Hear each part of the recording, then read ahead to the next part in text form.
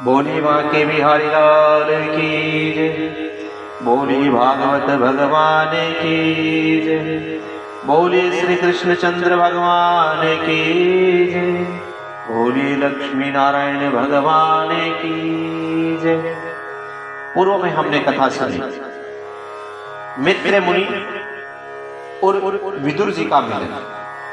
मित्र मुनि के आश्रम में विदुर जी आए और विदुर जी ने अनेक प्रकार के प्रश्न किए, जिसमें से उत्तर देने से पहले विदुर जी महाराज को मित्र मुनि ने विदुर जी के पूर्व जन्म की कथा सुनाई और बताया गया श्रीमद् भागवत कथा में कि विदुर जी यमराज के अवतार थे, अर्थात यमराज को भी संतों का श्राप लगता है, देवता को भी संतों का श्राप लगता है, और देवता अगर कोई पाप करे तो उन्हें मनुष्य बनना पड़ता है, और मनुष्य अगर कोई पाप करे तो आने वाले उस योनि में उसको 4 पैर वाला पशु बनना पड़ता है।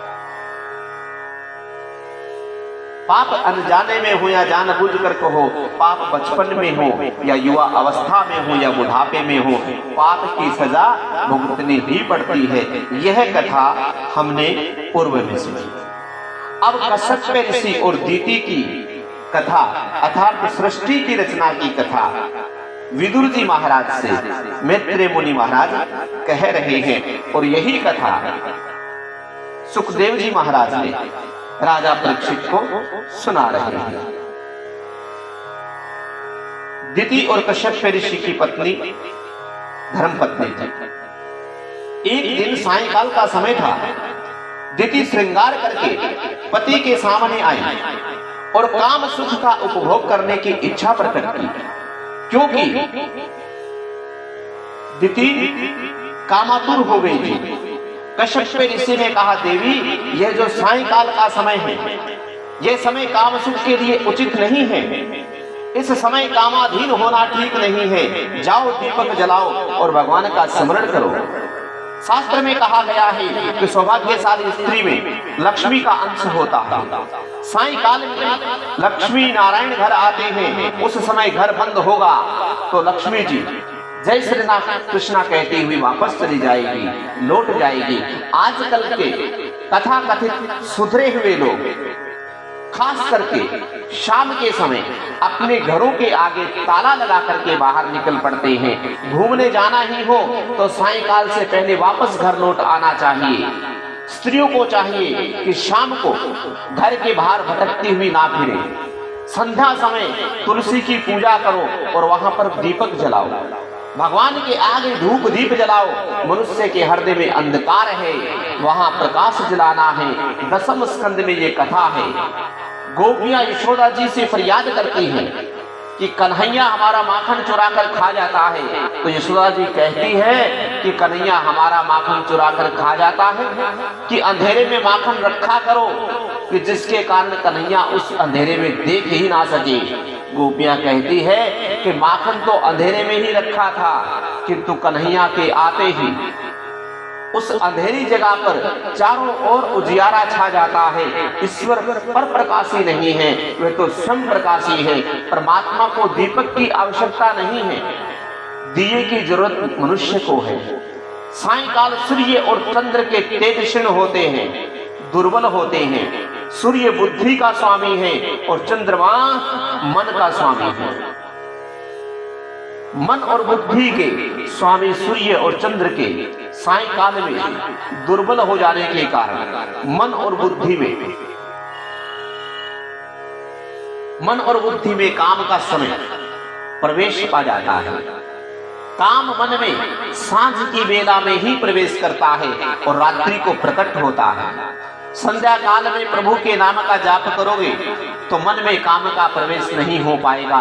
कश्यप ऋषि अपनी धर्म पत्नी दीति को समझाते हैं कि हे भामिनी, मान जाओ, भगवान शंकर इस समय जीव मात्र को देखने के लिए, निहारने के लिए अपने गणों के साथ भ्रमण करते हैं। अतः इस समय स्त्री संग करने से शंकर भगवान का अपमान होगा और अपमान के कारण अनर्थ होगा। शंकर भगवान देख लेंगे तो वे दंड देंगे। भस्मानंतम शरीरम इस शरीर का अंत में तो भस्म ही होना है। अतः शिव जी भस्म लगाते हैं और जगत को वैराग्य का बोध कराते हैं। शिव जी का अतिशय लालन ना करो, हमेशा याद रखो। इस शरीर का ज्यादा पालन ना करो, हमेशा याद रखो इस शरीर को एक ना एक दिन शमशान में शिव के पास जाना है।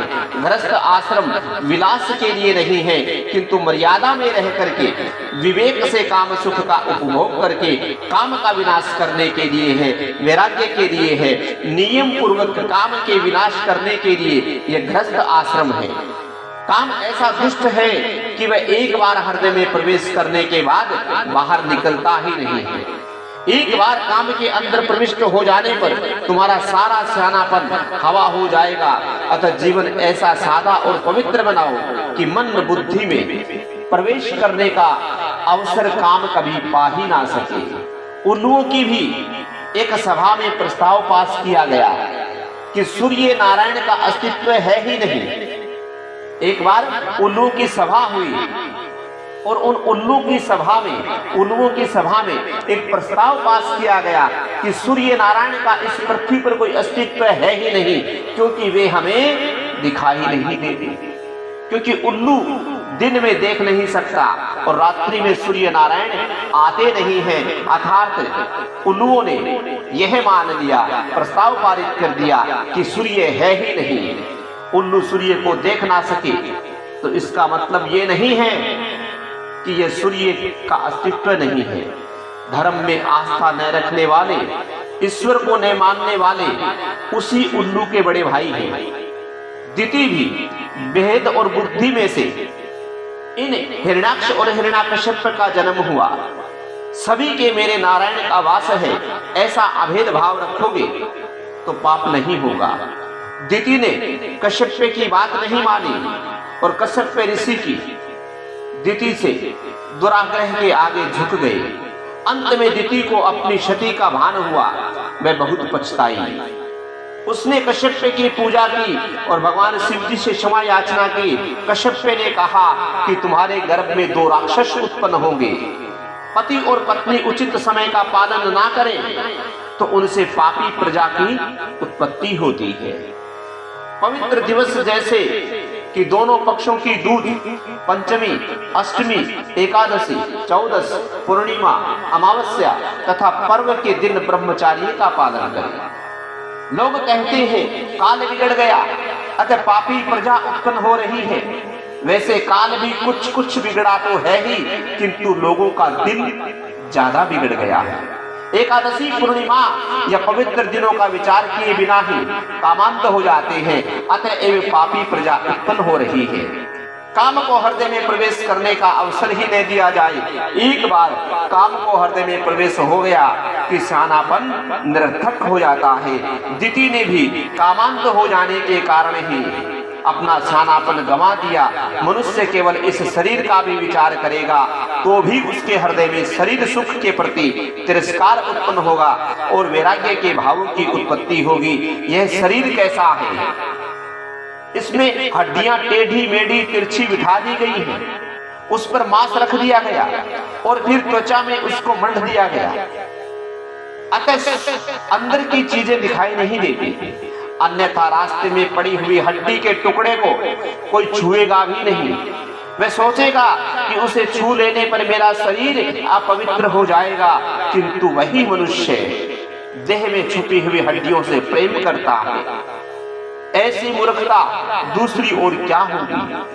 भागवत में एक स्थान पर कहा गया है कि शरीर तो कुत्ते और लोमड़ी का भी भोजन है। अग्नि संस्कार न हो तो इसे कुत्ते ही खाएंगे। ऐसे शरीर का मोह त्याग दीजिए। जब दिति ने जाना कि उसके गर्भ में राक्षस उत्पन्न होंगे तो दिति बहुत घबरा गई। तब कश्यप ने कहा कि उनका संस्कार करने के लिए भगवान नारायण स्वयं आएंगे। तो दिति ने कहा कि तब तो मेरे बड़े पुत्र बड़े भाग्यशाली होंगे। कश्यप ने दिति से ऐसा ही आश्वासन दिया कि तेरा पुत्र महान भागवत भक्त और भगवान का वैष्णव होगा। और प्रहलाद नाम से इस जगत में विख्यात होगा, तो ठाकुर जी का सेवा स्मरण अकेला करे वह साधारण वैष्णव है, किंतु जिसके आगे, जिसके संग में दूसरों को भी ईश्वर की सेवा का स्मरण करने की प्रेरणा मिले और अच्छा जागे, वह महान वैष्णव है। भक्तों ने एक बार महाप्रभु वल्लभाचार्य से कहा कि हमें वैष्णव का लक्षण बताइए महाराज। महाप्रभु जी ने कहा कि जो ठाकुर जी की सेवा करे वही वैष्णव है। भक्तों ने कहा कि यह बात तो हम भी जानते हैं महाराज, हमें कुछ विशिष्ट लक्षण बताइए। तो महाप्रभु जी ने कहा कि महान वैष्णव वह है जिसके संग में आने वाले को ठाकुर जी की सेवा के प्रति हो जाए, उनसे प्रेम हो जाए और उस पर भी श्री कृष्ण भक्ति का रंग लग जाए। प्रहलाद महान वैष्णव है, प्रहलाद के संग में आने वाले पर भी भक्ति का रंग लग जाता है। तुम्हारी संगत करने वाले पर भक्ति का रंग ना लगे तो मानो कि तुम्हारी भक्ति अभी कच्ची है, किंतु दूसरों को सुधारने की तकलीफ में पड़ने की साधारण मनुष्य को कोई जरूरत नहीं है। तुम अपना ही मन शुद्ध कर लो, बस यही काफी है। व्यसन जैसा कोई पाप है ही नहीं, और जो व्यसन को पराजित कर सकता है वही भक्ति पर कर सकता है। आजकल तो फैशन और व्यसन में भी समय समय की संपत्ति का व्यय किया जाता है। व्यसन के पीछे पागल बना हुआ व्यक्ति भगवान की सेवा कर ही नहीं सकता। वैष्णव तो वह है जो निर्व्यसनी हो, जो भगवान की आराधना करना चाहता है, उसे लौकिक व्यास के प्रति कोई नहीं प्यार। जिसे ईश्वर की आराधना करनी है उसे चाहिए कि वह फैशन और व्यसन में ना फंसे। व्यसन हो तो एक ही हो और वे व्यसन हो कृष्ण भक्ति का। तुकाराम महाराज को भक्ति का ऐसा ही व्यसन था।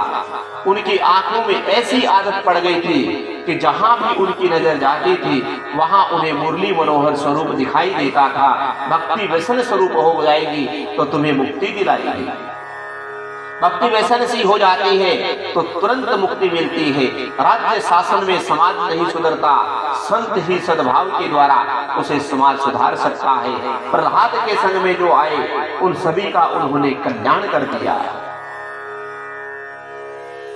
इसी प्रकार इस कथा को हम यही विश्राम करते हैं और आगे दिति माता की गर्भ धारण करने की कथा बड़ी विस्तार से मित्र मुनि महाराज विदुर जी महाराज को सुना रहे हैं और सुखदेव जी महाराज राजा परीक्षित को सुना रहे हैं। और इससे पूर्व राजा परीक्षित कहते हैं सुखदेव जी महाराज से, तो सुखदेव जी महाराज उत्तर देते हैं कि यही कथा सूत जी महाराज 88,000 ऋषि मुनियों को नैमिषारण्य क्षेत्र में ये कथा सुना रहे हैं।